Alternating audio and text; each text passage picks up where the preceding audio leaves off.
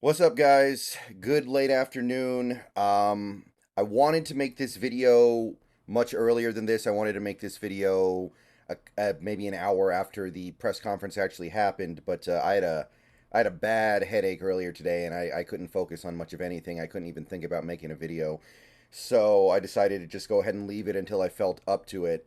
But earlier today, about 11 a.m. my time, Mike Macdonald had his introductory press conference with the Seahawks. So I want to go over some of the notes from that press conference because obviously some of the stuff he says is just going to be kind of cliches that don't really mean all that much. But there is going to be some interesting stuff in there, and it's definitely worth going over. So sorry I didn't get to this earlier. I would have liked to have gotten this video up around like 1. It's already past 4, but better late than never.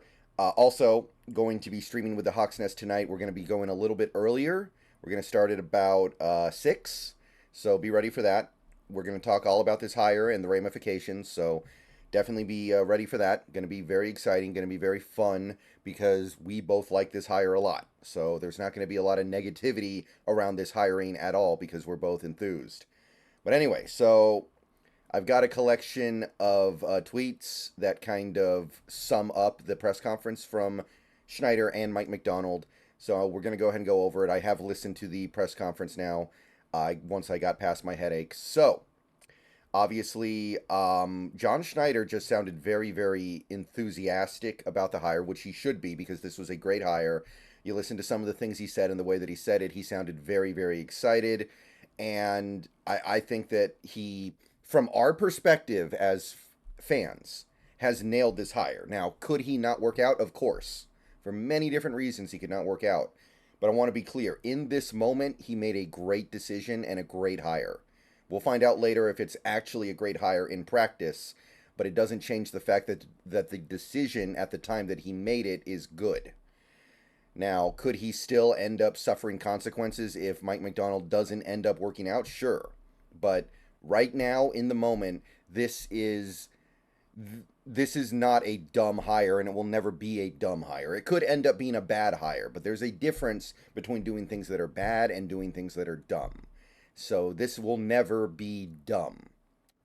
That's the best way I can put it. So we got this field goals a tweet that talks about how Macdonald and his wife already feel like they're at home. By the way, Mike Macdonald, his wife, is from the Seattle area, supposedly. So that's pretty cool. So there is a little bit of familiarity there. That is something that seems to have influenced their decision at least a little bit. Corbin here talking about filling out the staff. Mike Macdonald indicates he has already contacted a lot of coaches as he works quickly to fill out staff with Seahawks. So this is obviously going to be the crux of a lot of discussions over the next several days.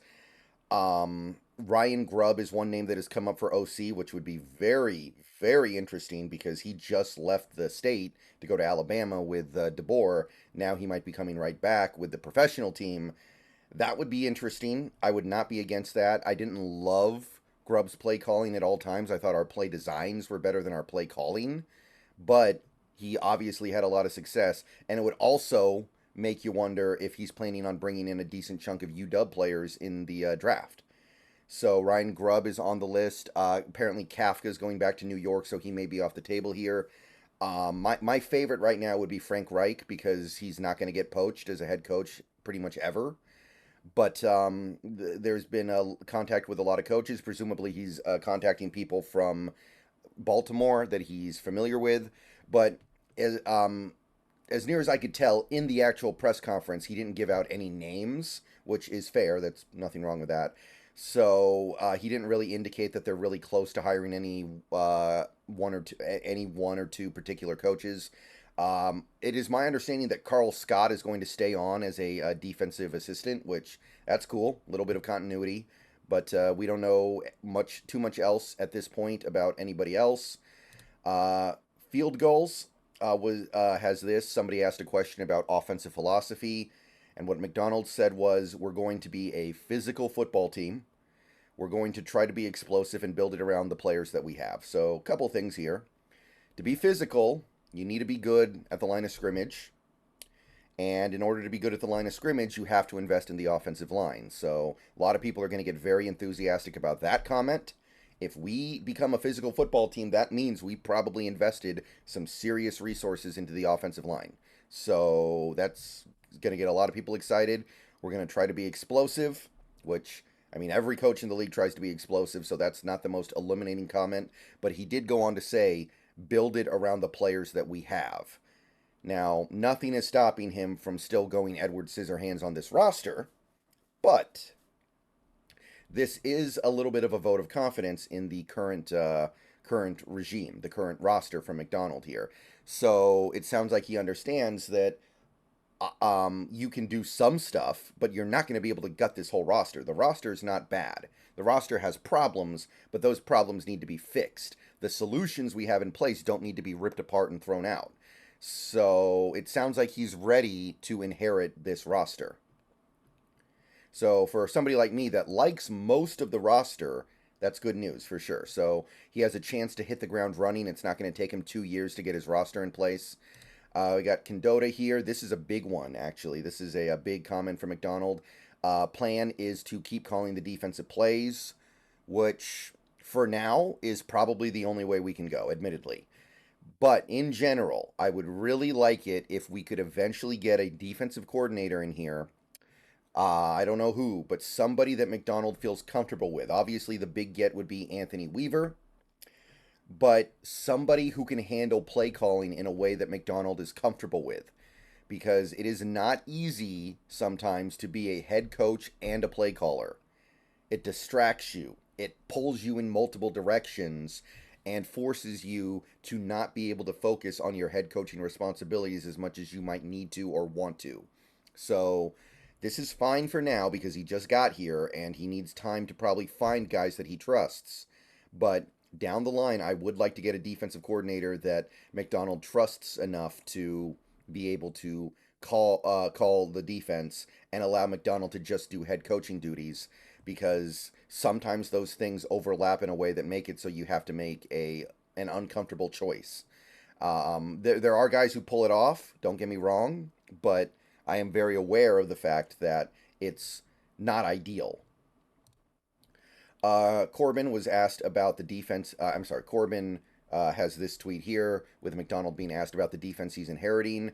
The first guy that Macdonald talked about in detail was Witherspoon, which, I mean, if you are not excited about anything else right now, you should be excited about what's going to happen with Devin Witherspoon in Mike Macdonald's system. You're going to get a little bit of cornerback play. You're going to get a little bit of the Kyle Hamilton stuff. You're going to get a bunch of really cool and creative stuff built around what Spoon can do. We saw a little bit of it last year, but the coaching staff we had simply lacked the creativity to really utilize it in its fullest form. And he was a rookie, so maybe there was a little bit of like pulling back on him, but this is probably one of the most exciting things with the Seahawks in 2024. What is Mike Macdonald going to do with Devin Witherspoon? He referenced the fact that they scouted him heavily in Baltimore, so very excited about that. If there's nothing else to be excited about, it's this. So definitely pumped about this one. We got Condota also talking about how Macdonald says he hasn't met with Pete Carroll yet, says he won't try to be like him, but did call him a Hall of Fame head coach and did talk a little bit about the great job that he did while he was in Seattle. So, you know, Pete Carroll's still in the building as of right now. So you gotta continue to appreciate him. So good to hear that for sure. They're going to have some kind of a relationship, presumably for now, because there are no head coaching jobs out there. Pete Carroll can't take the Commander's job anymore. It's closed up. Dan Quinn took it. So Pete Carroll's going to be here presumably for at least a year, and they're going to have some kind of relationship. I don't know exactly what it's going to look like, but there is going to be something going on there. Field Goals has this quote from Macdonald about defense and what defenses do. This is going to excite a lot of people as well. What he said was the offenses out there are too good to just run three things and say, hey, we're going to beat you, which feels like a direct shot at some of the ways the Seahawks used to have great success on defense. I'm not going to say so much recently, because the Seahawks have tried to do different things. They've just been not very good at it. But this does make me think about how predictable this Seahawks defense has been even in recent years. In recent years, yes, they've tried to go to different things. They've tried they've incorporated bear fronts. They've incorporated 3-4 concepts on top of their 4-3 cover 3 stuff. They've done different things, but one thing that's been consistent over basically Carroll's entire tenure is he shows you pre-snap what he is going to do post-snap a huge percentage of the time. And what this quote says to me is that he sees that and he goes, that doesn't work very well anymore. And that's something that we won a Super Bowl with 10 years ago, but he's right. It doesn't work so well now. And this quote tells me that he understands the mission, understands the directive, and he's like, yeah, we're going to do things differently than Carroll did things because that way doesn't work so well anymore. He did also say that the defensive schematics won't be necessarily the same as it was in Baltimore because we're not sure what we're good at yet. That indicates a willingness to sculpt the defense around what the players can do, which you love to hear that. Now, I think any coach would say that, right? Even Joe Judge, when he first got to New York, he had the quote, "Don't ask me what these players can't do. Don't tell me what these players can't do. Tell me what these players can do." So it's kind of the same thing. And Joe Judge, we all know how that worked out. But it's good to hear him say that we need to figure out what our players can do and figure out what they're good at, and then build a defense around that. And presumably there's going to be some stuff that gets flipped over that Carroll would not have flipped over because they find out, oh, you're not that good at this. But very encouraging sign for me to hear this for whatever it's worth. We also got Corbin quoting Mike Macdonald talking about Geno Smith. And this is a big one because there's a decision to be made on Geno Smith this offseason for sure now that we have a new regime in the place. And I'm not sure if Macdonald is going to have the final word on what happens with Geno, but he will definitely have a word on it. So the Corbin tweet is on screen, and he basically said he has great respect for Geno Smith, and he's looking forward to seeing what makes him and other quarterbacks tick. Now, I'm not sure exactly what he means by other quarterbacks, but there is no other quarterback on the roster as of next month when free agency starts. So he might be talking about Drew Lock here. In fact, he does directly reference Drew Lock a little bit little bit later in the presser, but he does say other QBs. But generally speaking, he was pretty positive about Geno Smith, but not so much so that I felt like it's guaranteed that Geno's going to be the guy in 2024. So I don't know what to expect there. I think that we need to bring in an offensive coordinator. I think that we need to bring in somebody who has some familiarity with calling offenses. Although, one thing that Macdonald says says about the offensive coordinator hire, this is from Greg Bell, is that experience calling plays is not at the top of his list of criteria he's considering in choosing a new Seahawks offensive coordinator, which that's kind of an interesting thing to call out. But one thing that is kind of implied either way, whoever you hire as offensive coordinator, he should kind of get the impactful word on whether or not he wants to work with quarterback X or quarterback Y. So Mike Macdonald seems to have a pretty positive impression of Geno Smith from the comments in the presser.